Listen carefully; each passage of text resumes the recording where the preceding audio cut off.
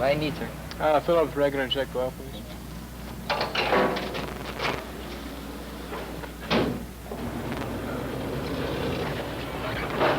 349, 9 young. How many miles from Denver right now? 50,000. We wouldn't get to Colorado, and we won't get to Utah, places like that. Lord knows if we'll ever make it. We might head down towards Colorado Springs. They say there's some nice mountains down there. I went through Aspen on my way to Chicago just to see it, and I just fell in love with it. The country was so pretty. We'll stay there. We can find jobs. I love the mountains. And the pictures you can get up there are great. It's just something about the mountains, I guess.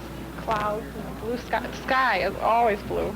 We rode up in the mountains for about, an hour or two or something. I don't know, we just slept out right on the stairs. We made steaks there and crummy coffee and everything else, so it was really good. The most fantastic state I've ever been in.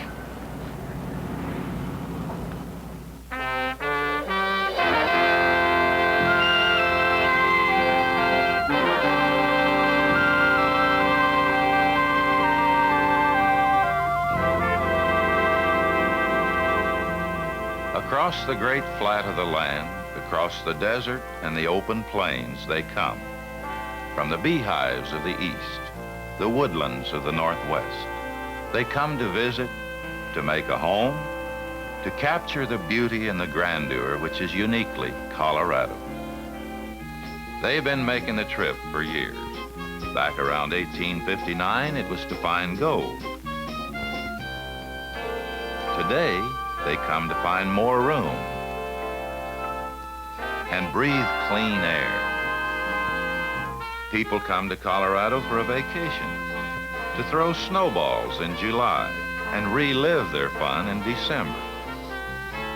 And some come just because it's here. Whatever the reasons, the people of Colorado and those who visit find it all here. From Denver to Durango, Grand Junction to Colorado Springs, the variety of scenery is endless. Colorado is the outdoors. The visitor's first thought is to see the Rockies. Driving is an easy way.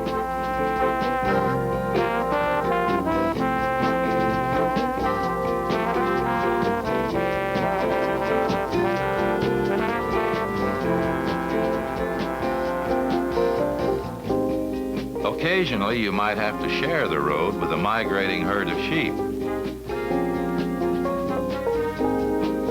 You over these mountain trails, but the scenery makes it all worthwhile.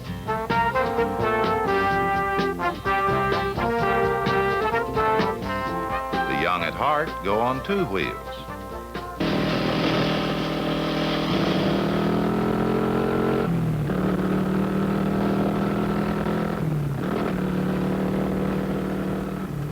Though not for everyone, cycling through the mountains can be an exciting way to see them. We're about 20 miles outside of Aspen going over Independence Pass. Elevation, 12,000 feet.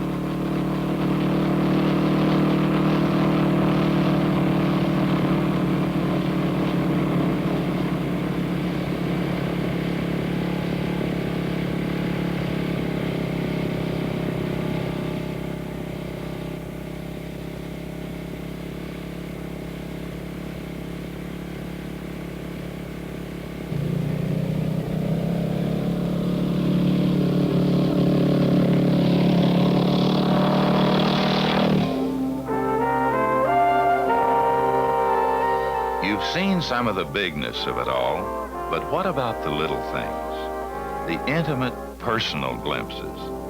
The very fabric of a great state viewed up close.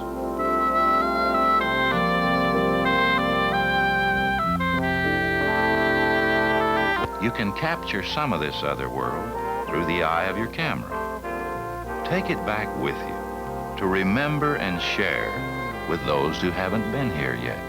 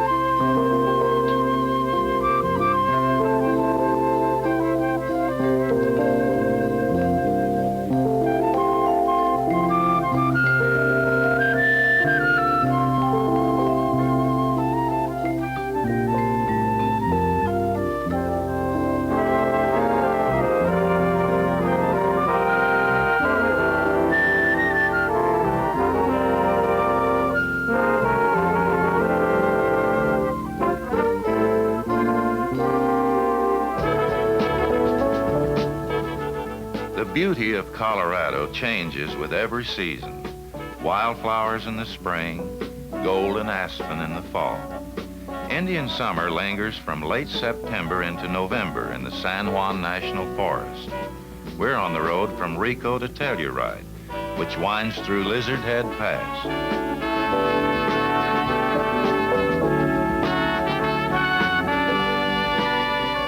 For a broader look at the San Juan Mountains, some folks fly through them.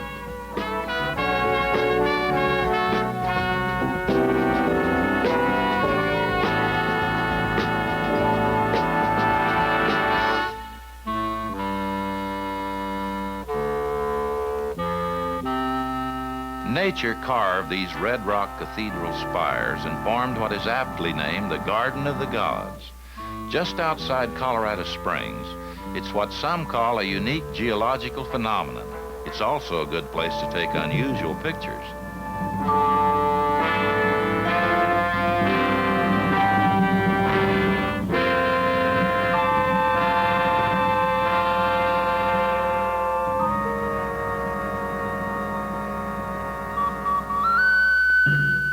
Nearly 800 years ago, about 1200 AD, this was home for some 250 Indians. They built it stone by stone, but lived here only about 100 years. Mysteriously, they left and moved south to what is now New Mexico and Arizona.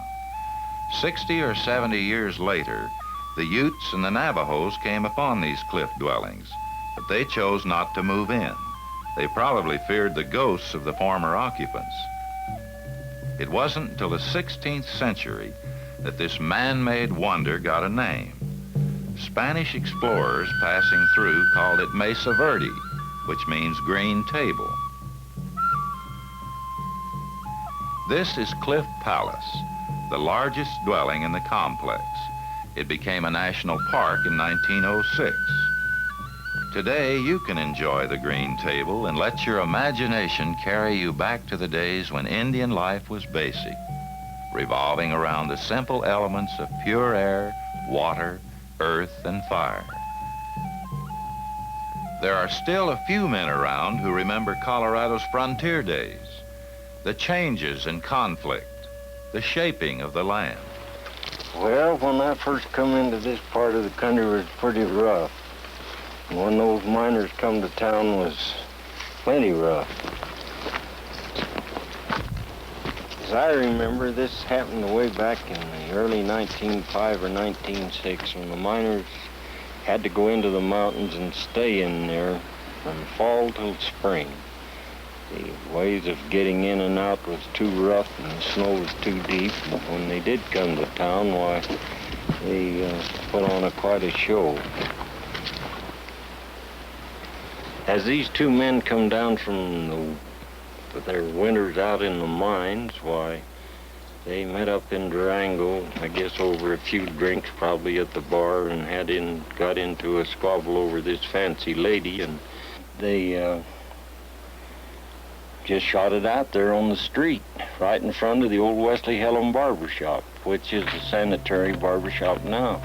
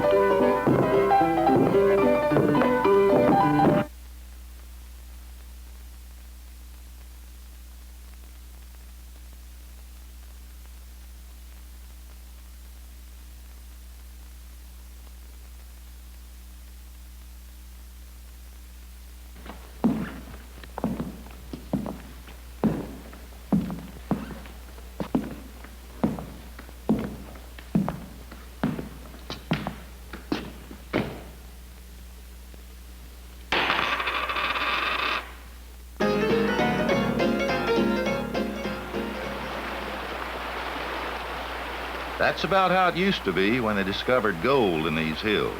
People say there's still plenty to be had. Some think even more than was ever taken out. But the price of gold will have to go a lot higher before prospecting becomes popular again. Gold panning today is more for pleasure than profit. There are hundreds of storybook streams from Cripple Creek to Ouray. On these clear waters flowed the dreams of many who searched for that elusive, bright, metallic dust. The evidence of Colorado's mining history is still here. Traces of fortunes made and lost. The names themselves are a legacy from Colorado's past. Names like Last Chance, Smuggler, Tomboy, Neglected, Little Dora. All silent now. The setting offers more in photography than it does in precious metals. Mining is still an important industry in Colorado, but now it's carried on with tools few prospectors could imagine, let alone afford. From deep inside Bulldog Mountain comes ore containing silver, lead, and zinc. After drilling and blasting, the broken rock is scraped to a vertical tunnel and dropped into ore cars waiting to load. Then it's about a 2-mile trip to Daylight and the processing plant.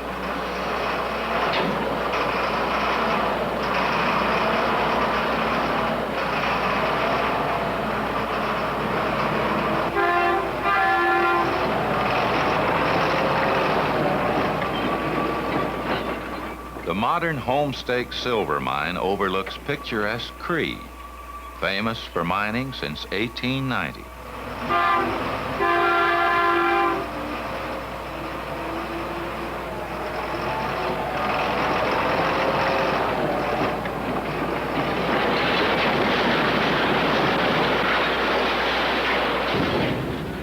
A conveyor belt carries the coarse ore to the mill, where an operator removes any material that might damage the crushers. The ore is tumbled, rolled, and ground. Up to 300 tons are processed daily. It takes about a ton of ore to produce 18 ounces of silver.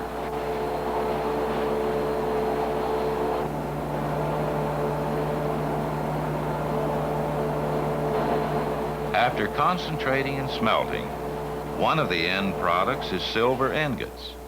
Hidden deep in the earth, silver can also be found above ground as a prize for spending a few seconds on a bucking horse.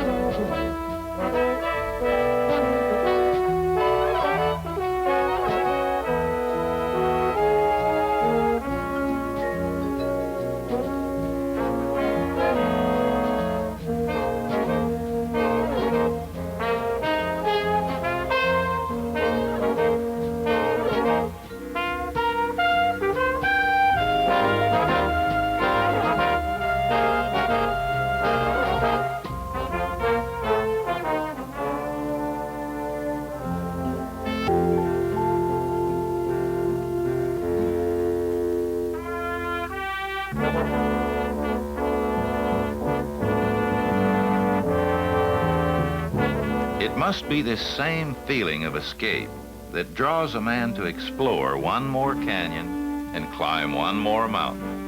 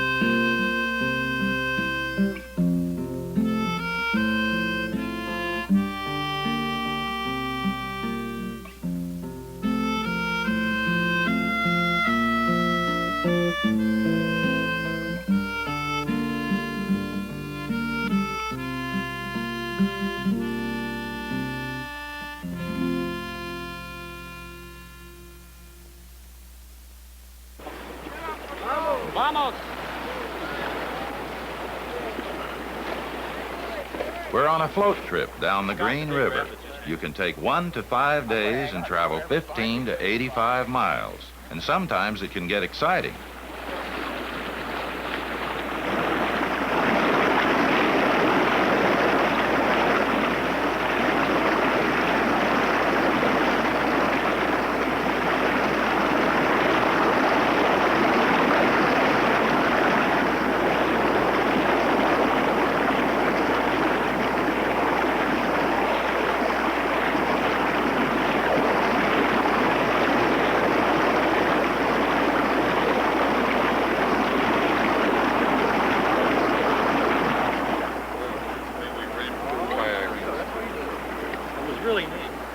Among all the attractions in Colorado, Pikes Peak stands out as a favorite. After Zebulon, try it under your own power. And if you're in a hurry and happen to be a professional driver, there's the Pikes Peak Auto Hill Climb.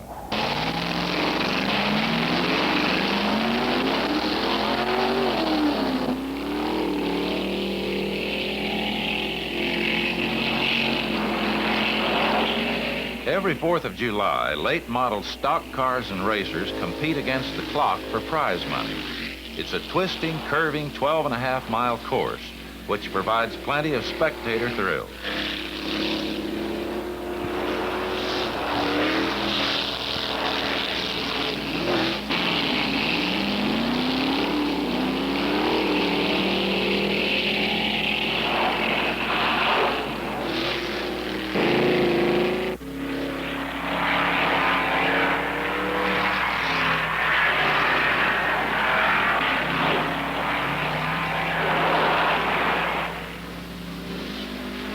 What do you do when you get to the top? Turn around and go back down.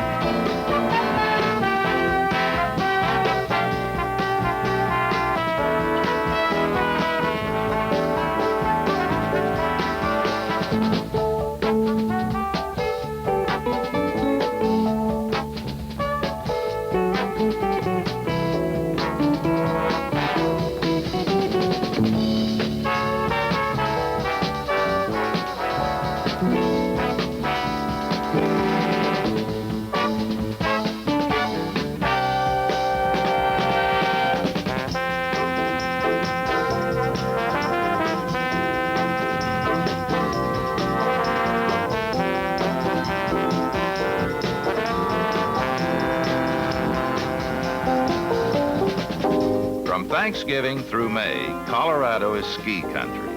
Over 30 areas to choose from.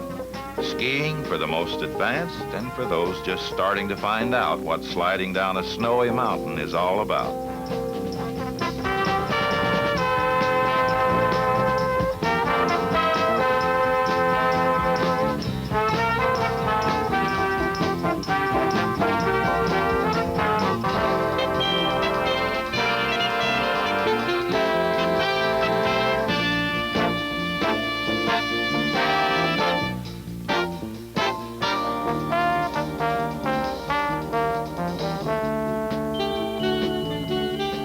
Here's one of the biggest sand piles in the country, 57 square miles, 700 feet high. It was carried here by the wind and trapped by the Sangre de Cristo Mountains. There are no trails in the Great Sand Dunes National Monument. You can walk anywhere.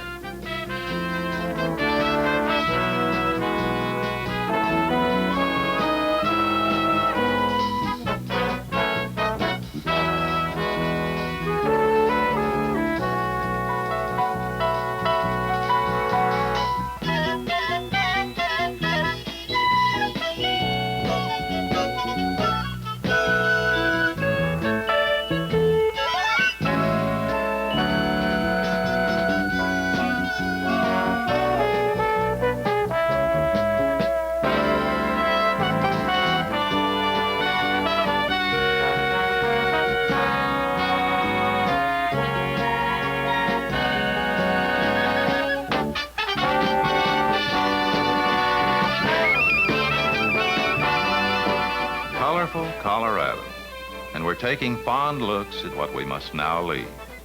The American Indians call Colorado the land of the long look. And whether it's Colorado or any place else, a camera allows you to take that long and lasting look wherever and whenever you wish.